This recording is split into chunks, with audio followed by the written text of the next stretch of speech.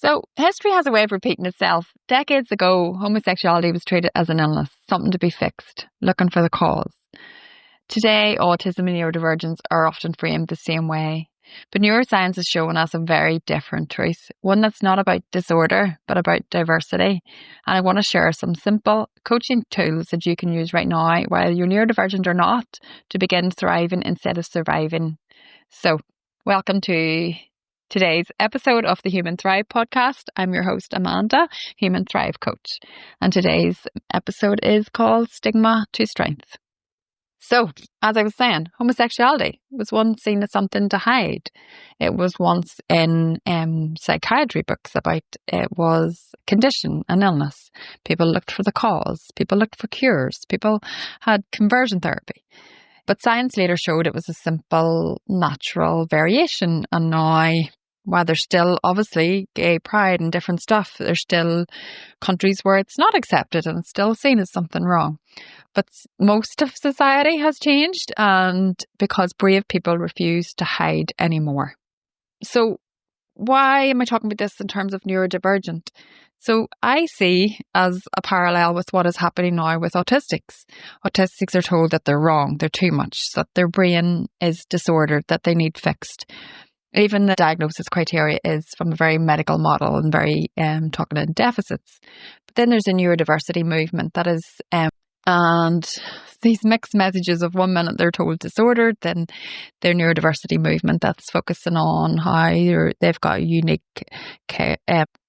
brains and heightened sensory awareness and incredible pattern recognition, to the point that some workplaces or some jobs are recruiting autistics because of the differences in their brain and how they can recognize patterns and employing them for their strengths. So the challenge isn't the brain, it's the environments and systems that demand sameness, that don't trust anything that's different. So this what am I talking about? Neuroscience of thriving. So when somebody constantly masks, just hiding who they are, trying to be something else, their cortisol levels in their body rise. It's putting them into fight or flight mode all the time. And this leads to burnout, exhaustion and low self-worth. So with everything going on at the minute, it's all these autistics now suddenly feeling like there's something wrong with them, they're disordered and they have to mask. And this mask is going to lead to burnout, low self-esteem. They're going to be in fight or flight mode constantly. They are already. And their nervous system is going to feel very unsafe. But when the nervous system feels safe, people can shift into creativity, problem solving and connection. And that's the foundation of thriving. We all want to be not in fight or flight all the time unless we're dealing with an emergency and we need that. But the rest of the time, we shouldn't be in that fight or flight. But a lot of times, life is so stressful and so busy that we're all walking around in this constant fight or flight mode, myself included. I have to remind myself, I'm like, oh, right, okay, take a minute, take a breath. So some coaching tips, and these are for everyone that I share, neurodivergent or not. So, and you can hear I'm even feeling a wee bit like I'm breathing a bit shallow. I can feel the tension in my chest. I'm not totally relaxed right now. So notice your energy levels and pay attention to when your brain feels most alert and focused. And try and plan your important tasks for those times. Some people have more energy in the morning, some people in the evening.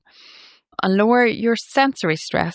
For everybody, think of when you're driving and you've got music playing and you're looking for somewhere, you automatically turn the radio down. And people laugh, why are you turning the radio down to see? But you're removing one of the sensory stimulations to increase your other. So that's not just for autistics or neurodivergents, we all sometimes need to reduce the sensory stress. So turn the light down and reducing the noise. If there's too much clutter, create small adjustments like a calming colour or even tidy your space. We all need them things, or put on some headphones. Too much noise can overstimulate your nervous system, and we all need that space. The other thing, radical self-compassion. So instead of beating yourself up over, what is wrong with me? Why can't I do this? Such and such. You want to think with, it's okay. My brain needs a wee bit of a break right now. I'm going to reduce the sensory overload, or my brain works differently. That's okay. That's okay. using your strength-based reflection, ask yourself, where have I solved a problem in my own unique way? And start to see what you're good at. Focus on your strengths. Don't focus on all the things you're bad at all the time. And obviously, if you're trying to learn how to get better at something, you're still focusing on that getting better. That constantly beating yourself up. You want to appreciate your strengths. We all have different strengths. We're all different, and we all work different. We all think different, and appreciate your strengths. So, micro moments of joy. In a busy day, you might feel like, oh, I'm not getting to do anything fun. I've been busy, I'm working, I'm doing this. But we can take a little moment, a little mindful moment, and just reset your brain. So whether if you get for a walk or you listen to a song or just check in with your breath and just give that moment for your nervous system to thrive on that safety and joy. And if you listen to my podcast or you know me, I'm a big fan of gratitude, and even just stopping for 1 minute and being thankful for your breath. If you didn't have your breath, you wouldn't be alive. So I'm thankful for my breath. I'm thankful for my life. I'm thankful for getting to go for a walk. I'm thankful for this cup of tea. Then we micro moments of joy. And so basically my mission in life now, and I absolutely love coaching, and that's why I created Human Thrive Coaching. I know my name keeps evolving, the Human Thrive Coach, Human Thrive Coaching, Neurodivergent Thrive Coaching. Basically, I realized we all humans need some personal development. Oh, right, okay, let me rephrase that. Should have some personal development work because, yeah, that's my theory. We all need it. So I support neurodivergent individuals and their families to embrace differences of strength. But I also help all humans. Most people there seem to be attracted to myself or my coaching seems to be maybe neurodivergent, whether they know it or not. But help all humans, because thriving isn't just for one group. Whether you're a parent or professional or simply someone who feels self-doubt, I can help you move from self-acceptance to soul purpose. And we can reduce stress, build confidence, and create environments where being authentic and being yourself is safe. Yeah, safe is, yeah. So what I was saying at the start of the show about history, a way of repeating itself, and homosexuality was once treated as an illness. And what I'm seeing now is almost like autistics, neurodivergents are being treated the same, like something to be hidden or cured, or that it's not a natural part of human variation. And the neurodivergent parallel is that, yeah, they're too much, not enough. The brains are wired differently. And so there's something wrong with that. But neuroscience shows that brain imaging studies show that autistic brains process information differently. Their sensory perception, attention, and social communication is different. But they also show stronger connectivity in some regions and less in others, creating unique patterns of thought.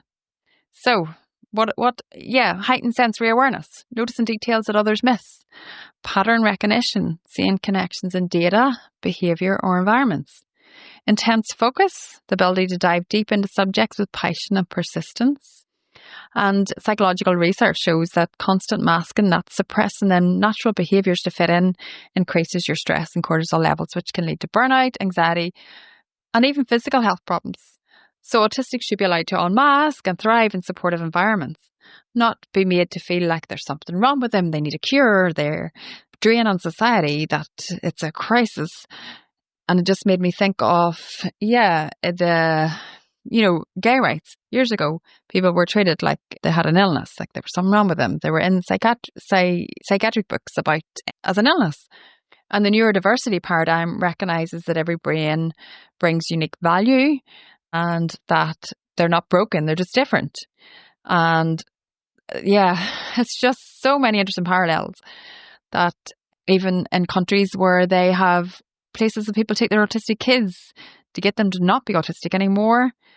And, I don't even want to get into giving them electric shocks if they stim. So it doesn't work. Like gay conversion therapy, it doesn't work. It's abuse. It's abuse. So when years ago homosexuality was seen as a problem to be fixed and hide, people were forced to mask to pass as normal because the world didn't understand. And the LGBTQ plus rights movement changed that from disorder to identity, from shame to pride. And it seems at the minute like autistics are in the same, being medicalised and labelled as a disorder, feeling forced to mask their traits to survive at school, work, relationships, experiencing stigma, exclusion, misunderstanding.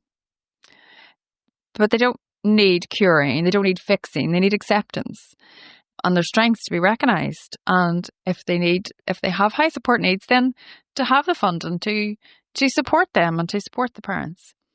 So the neurodiversity movement is our generation's civil rights shift. It's about recognising that different brains bring different strengths, creativity, honesty, innovation, unique perspectives.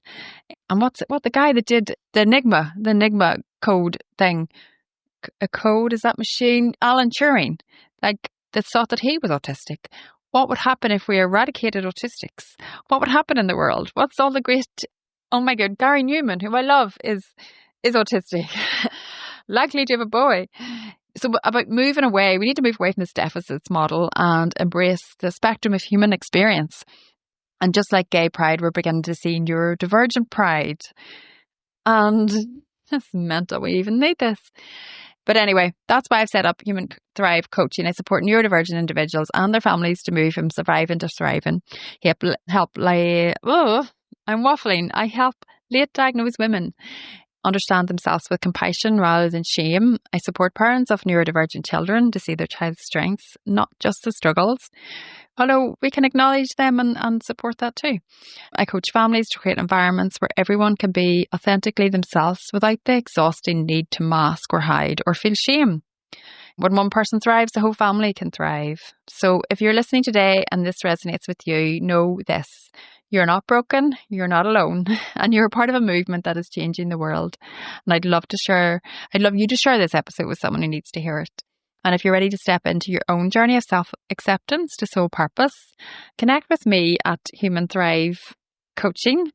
And yeah, you're not behind, you're not less than, you are part of a bigger story, one where difference becomes strength and every human has the right to thrive.